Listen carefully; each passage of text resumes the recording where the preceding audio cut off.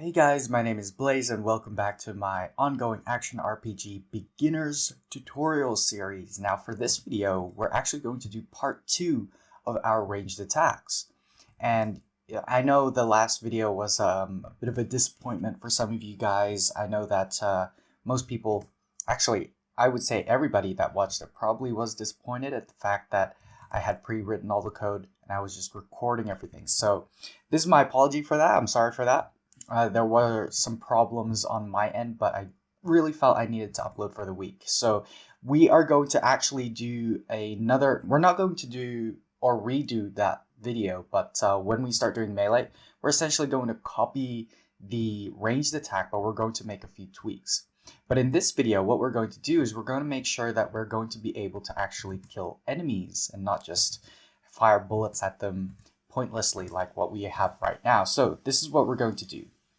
We're going to be working mostly in objects today, but we will also be working in the state ranged attack script. So let's first open up our parent projectile. Let me just check my time. I want to make sure that I'm within 20 or so minutes. And here in parent projectile, what we're going to do is we're going to get rid of this line of code. All right, so this is our move collide script that I showed you guys in the last video. But what we're going to do is we're just going to get rid of that. And instead, we're just going to have x plus equals underscore x. So we're essentially saying our x position plus equals the local variable x that we created. And we're going to do the same thing for y. At least for now, this is just a very brief mix that we're going to put in. And that's about it. That's all that we're going to do for a step. What we are going to do next is we're going to go to add event. And we're going to go down to collision and with object collision. That's where we're going to be today. For most of the video anyway, that's where we will be. So here we go. In object collision, what we're going to say is with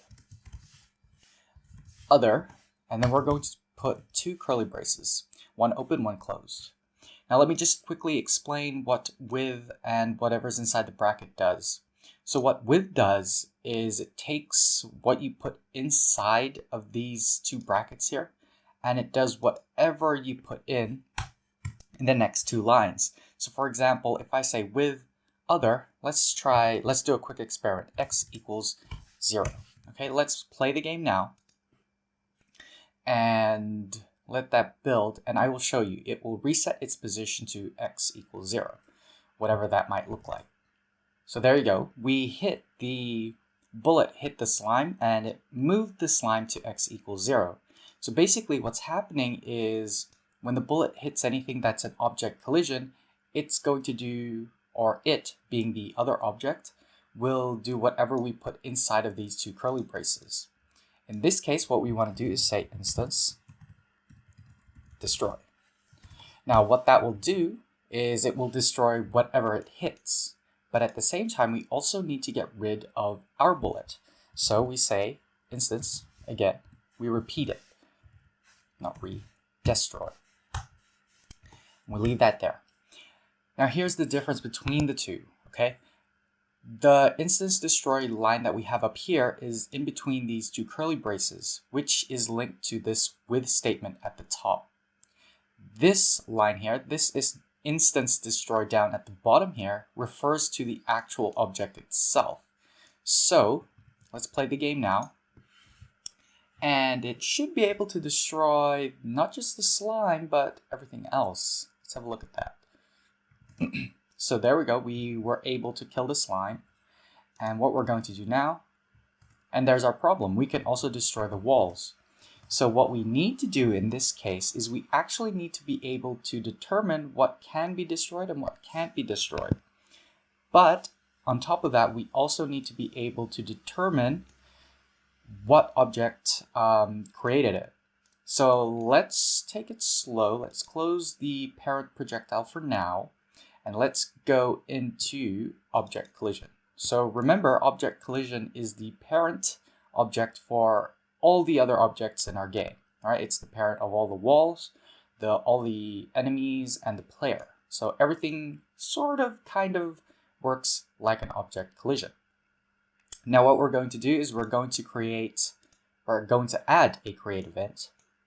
And in here, we're going to put in an enum. Now, an enum is basically a way of categorizing a bunch of items in code. In this case, what we're going to do is call our enum collision type. And we're going to put curly braces here. And this is optional in GameMaker Studio 2 or in GML in general, but you should have a semicolon. Get into the habit of using semicolons at the end of your lines. Now keep in mind with enums, the semicolon comes after the closing curly brace, so keep that in mind. Now, like I said, an enum is a way of collecting together or bringing together a whole bunch of categories. You can use this for state machines. You can use this for, different classes of items or weapons and armor. But in this case, what we're going to do is we're going to give our objects specific collision types. Now, in my notes that I'm looking at here, I have immortal, I have friendly, I have neutral, and naturally I have enemies as well. Now, if you've written everything correctly, your enum entries here, these are the enum entries, they will all turn red, just like macros. And I am using the default color scheme here. So if yours looks different, check that you are using the default color scheme here in GMS2. Just something to keep in mind. Now, another thing about enums, and this applies to any programming language, is that enums actually give each of these entries a secret number, and it gives them in order. So immortal is essentially 0, friendly is 1, neutral is 2, and enemy is 3. Just something to keep in mind because we will be using that later on in this video. So once we've set up our enum of our collision types, we are now going to give our objects a similar name, object type. All right, and the object type that we're going to default for our object collisions will be collision type dot, don't forget that dot, and we are going to set it to immortal. So basically now we have turned our collision objects, so our basic collisions, our walls and whatever shouldn't be killed, into immortal objects. So if you've ever seen, I don't know, what's the anime called? It's an anime. Sword Art Online. You'll notice that a lot of stuff will have like immortal object labels on it. I remember watching that, but that was a while ago now. Now that we have an object type, let me just check that I did write object type. Yep. Now that we have the variable object type for our object collisions, we now need to make new entries for our object player and for our enemies. Let's start with the object player. In the create event, we're going to add in an extra line here, object type, and we are going to set that to collision type dot, and we are going to set it to friendly. You can set it to whatever you want. In fact, you can name your entries to whatever you want, just as long as you know what is what. You can even make a collision entry to be specifically to be player specific. That's completely optional. I'm just making this as accessible to as many different game types as possible. So that's the only line that we need to add in for our player. Now here, for our enemies, we have a couple of options. We can either set our enemies to be, each object will react or will act in a different way, or we can set all enemies to be hostile.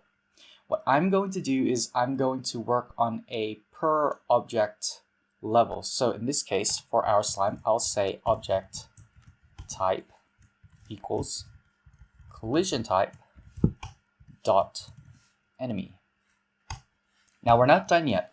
The next thing that we need to do is we actually need to be able to tell the parent projectile, hey, what type of enemy or what type of object am I going to be able to hit?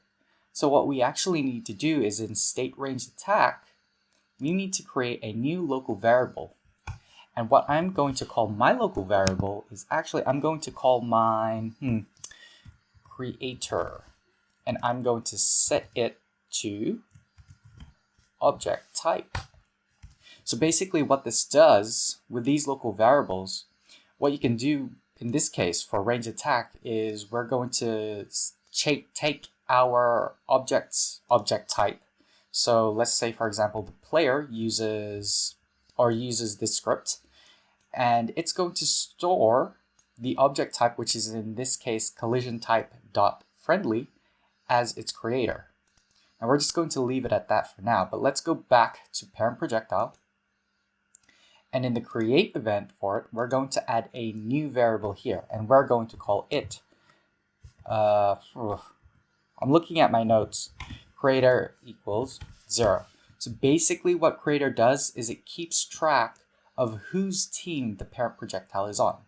Because if you think about it like this, you can have a whole pile of, say, bows and arrows and swords and shields and all that, but until a specific faction picks them up, they really don't belong to anybody, right? So in this case, the bullets or the projectiles don't really belong to anybody. They don't belong to a specific team. So what we're doing when we create it is we assign it a team.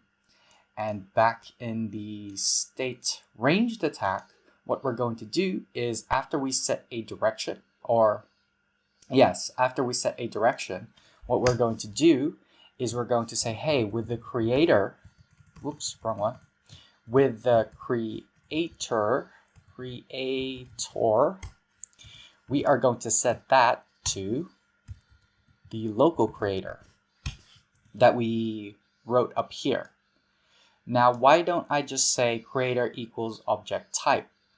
Well, the problem with that is because we are using a with statement, what it's going to do is it's going to tell the parent projectile, hey, I want my team, my creator, to be my own object type, which, if you remember, we don't actually have that here in parent projectile. So that's why we need to store these as a local variable, the object type, and then pass that through to the creator so that it knows which team it's on. And that's the only change that we need to make for state ranged attack, actually. Now we're going to work again here in parent projectile. And what we're going to do when we actually collide with an object collision is first check a couple of things. The first thing is if our other object, so other dot object type is greater than 0. And we're going to put a couple of curly braces in. Let me just format this real quick. And then we'll leave it at that for now. I just want to make a few explanations. So here, remember that what I told you earlier with the object collision, that when it comes to enums, each entry is given a secret number. Now remember that in computer language, the first entry for a list or for an array, or in this case for enums, the first number is always going to be 0. So what we're doing is, as long as our other object type is greater than 0, so basically what it's basically asking is if it's not immortal, then we are going to do whatever's inside of these two curly braces, right? Makes sense. And in this case, with the other, we're going to destroy that instance. Let's try playing the game now, and let's see what happens. Actually, I just want to show you guys something real quick. So let's disable that for now. And let's play the game. Let's see what happens. We've disabled this line of code here, which means that the bullet itself won't destroy, but we can kill enemies, and it will pass straight through. Why? Because it's still actually colliding, but because it's an immortal type, it just keeps moving. It doesn't actually do anything else. Now let's re-enable this line of code here, and let's play the game again. What's going to happen is it's still going to kill the slime, but in this case, it's just going to destroy when it hits the wall, or that's what should happen. So there we go, we killed the slime, and now we can't kill the walls, which is good. Now, we actually need to do a little bit of foreshadowing. What if you wanted to do something like, what if you wanted to add in specific NPC types? Maybe you wanted a friendly NPC that you can't hurt at all. So in this case, let's do a little bit of an experiment. Let's change the slime's team or the object type from enemy to, let's say, friendly. Let's make it friendly and let's see if we can still kill him. I can tell you right now that it won't happen. We'll still be able to actually destroy that. So the walls can't be destroyed, but we can still kill the slime, even though we are on the same team. So how do we actually check for friendly fire? Well, what we can do is we can actually say, and. Now don't forget that there are two ampersands here. Okay, so if the other dot object type and the other dot object type is not the same as our creator, then we are going to destroy it. So let's play the game again and let's see what happens. 2, 1, just let that build out and let's move around so we can move. Now we can't actually kill the slime character, which is good. So now we've actually implemented in a couple of things. We've implemented in immortal objects, so stuff that can't be destroyed.